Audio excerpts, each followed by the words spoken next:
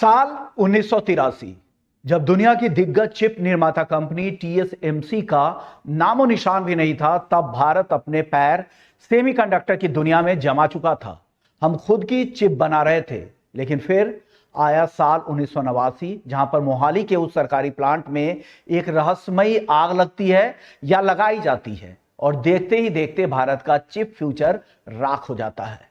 नतीजा, आज हमारी मिसाइलें हो, सैटेलाइट्स हो या बैंकिंग सिस्टम हो या फिर आपके हाथ में मौजूद ये स्मार्टफोन हो, हर जगह इंपोर्टेड चिप लगी है। बस एक बार हमारी सप्लाई रुकी और देश का पूरा इलेक्ट्रॉनिक सिस्टम ठप।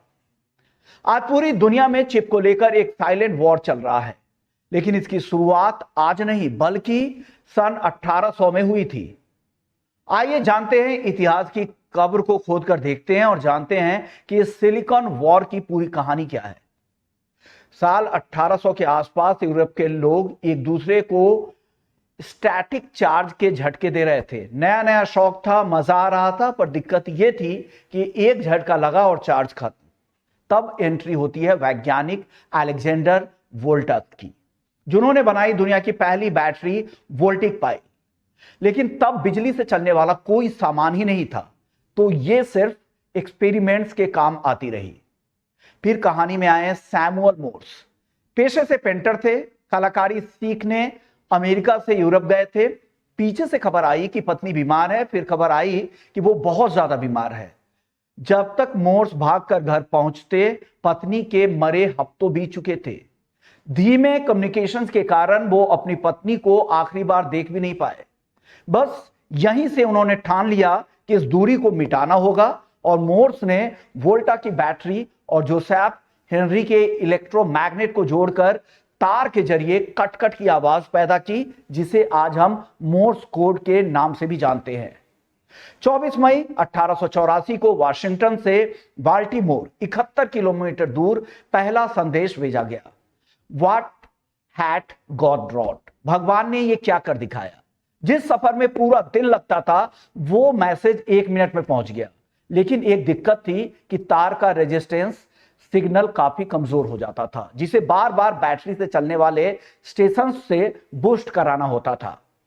तारों के इस जंजाल को देखकर अलेक्जेंडर ग्राहम बेल ने सोचा, अगर तार से कोड जा सकता है तो आवाज क्यों नहीं।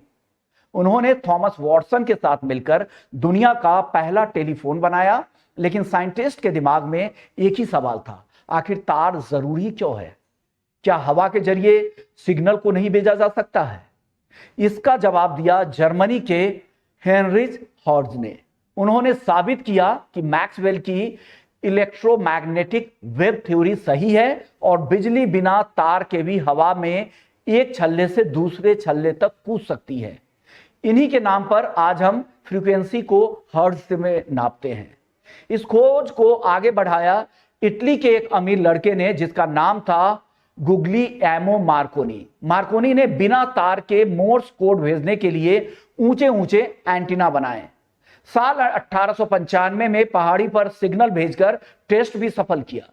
इटली सरकार ने उन्हें पागल समझा तो वो इंग्लैंड चले गए। वहां नेवी ने फंडिंग दी और 12 दिसंबर 1901 को मार्कोनी ने नामुमकिन को मुमकिन करते हुए इंग्लैंड से 3500 किलोमीटर दूर कनाडा में वायरलेस संदेश भी भेज दिया। वायरलेस तो आ गया, पर लंबी दूरी पर सिग्नल बहुत कमजोर हो जाता था। हमें जरूरत थी एम्प्लीफिकेशन की, यानी छोटे इनपुट से बड़ा आउटपुट निकालने की।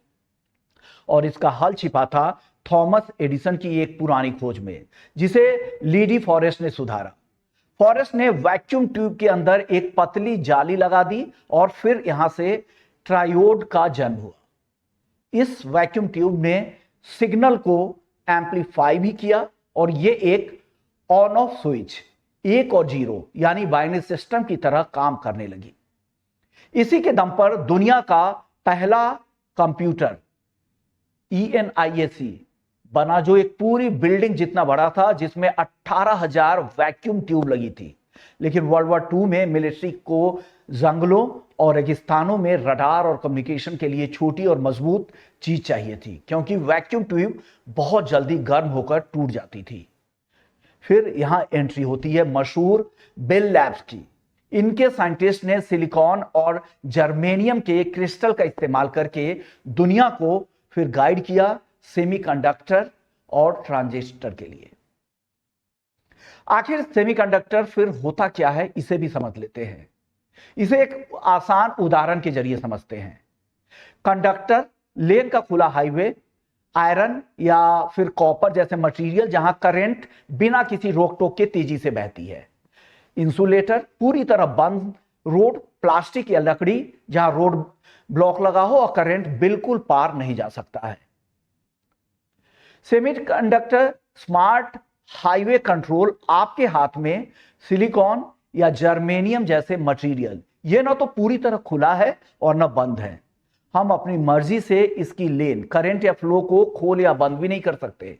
खास बात यह है कि वैक्यूम ट्यूब के मुकाबले इसमें कोई मैकेनिकल पार्ट नहीं था। सॉलिड स्टेट होने के कारण इसे जितना चाहे उतना छोटा किया जा सकता था। इसी कारण से आज हमारे कंप्यूटर और स्मार्टफोन इतने स्लिम और पॉकेट साइज हो गए हैं। इसके बाद जैक किल्बी और रॉबर्ट नॉइस ने इंटीग्रेटेड सर्किट यानी चिप बनाई।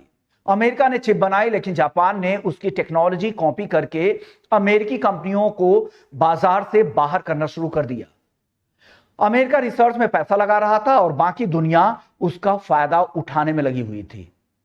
दूसरी तरफ ताइवान को हमेशा चीन हमले का डर था। उन्होंने सोचा कि क्यों न सप्लाई चेन में एक ऐसा एकाधिकार मोनोपोली बना लिया जाए कि पूरी दुनिया उन पर डिपेंडेंट हो जाए।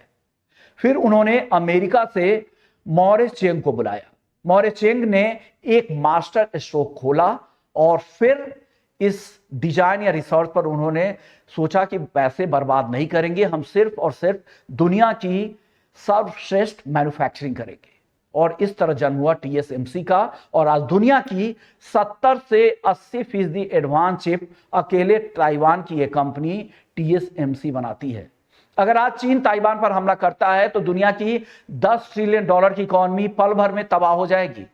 इसी निर्भरता को ताइवान की सिलिकॉन शील्ड कहा जाता है, जिसके कारण अमेरिका, जापान और यूरोप मिलकर ताइवान को सुरक्षा देते हैं, रक्षा करते हैं। अब बात करते हैं हमारे प्यारे भारत की। साल 1976 में चंडीगढ़ के पास मोहाली में भारत सरकार ने SCL सेमीकंडक्टर कॉम्प्लेक्स लिमिटेड की शुरुआत की। फिर 1983 तक हम 4 माइक्रोन की चिप बना रहे थे। हम ताइवान से आगे थे, लेकिन फिर 13 फरवरी 1989 की उस आग ने सब बर्बाद कर दिया। सरकारी फाइलों में इसे शॉर्ट सर्किट का नाम दिया गया, लेकिन भारत का पूरा डेटा और रिसर्च राख हो चुका था। इसके बाद की सरकारों ने एक आत्मघाती फैसला लिया कि अब छोड़ो इन सबको, बाहर से चिप इंपोर्ट करो। नतीजा क्या हुआ आज आपके सामने है। आज जब अमेरिका ने चीन की तरक्की रोकने के लिए एडवांस चिप पर बैन लगाया तो चीन खुद की चिप बनाने की तकनीक तेजी से डेवलप कर रहा है।